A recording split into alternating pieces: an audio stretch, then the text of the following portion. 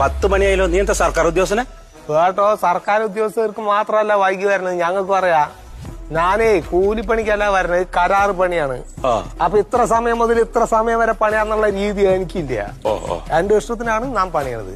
നിങ്ങളോട് റേറ്റ് പറയും, ആ റേറ്റിന് ഞാൻ പണി തീർത്ത് തരും. ചിലപ്പോ ഇന്ന് അല്ലെങ്കിൽ നാളെ. അങ്ങനെയാണ് കുഴപ്പമില്ല. അത് എനിക്കിപ്പോ എന്താ വേണ്ടതെന്നറിയോ? എന്താണ്? എന്റെ ഈ മുറ്റുണ്ടല്ലോ, ഇത് കട്ട വിരിക്കണം. അയ്യോ, കട്ട വിരിക്കാൻ എനിക്ക് അളവും കാര്യങ്ങളൊന്നും അറിയില്ല. എനിക്ക് ആ പണി അറിയില്ലോ. അല്ലെങ്കിൽ അനക്ക് കണക്കും അളവൊന്നും അറിയില്ല, എനിക്കറിയാം. അതിനൊക്കെ ഞാൻ വേറെ ആളെ ഏൽപ്പിച്ചിട്ടുണ്ട്. അത് ബുദ്ധിയാണ്. അവര് കട്ട വിരിക്കാൻ വരുമ്പോ ഈ മുറ്റം വൃത്തിയാക്കണം. ചതുരത്തിലെ സ്ക്വയറിലെങ്ങനെ വൃത്തിയാക്കണം കട്ട വിരിക്കാൻ. ഇതിപ്പോ ഇങ്ങനെ ഇങ്ങോട്ട് നേരത്തെ എത്ര റുപ്യ വേണ്ടി വരും എനിക്ക്? പിന്നെ അതിനിടയ്ക്ക് തെങ്ങിന്റെ കട മാന്നാണ്ട് പോടടയ്ക്കാണ്ടെന്നൊക്കെ പറഞ്ഞ കാശ് വേറെ വരും.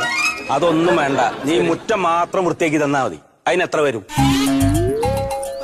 ഏകദേശം ഒരു 1750 റുപ്യ വരും. എത്ര? 1750. 1600.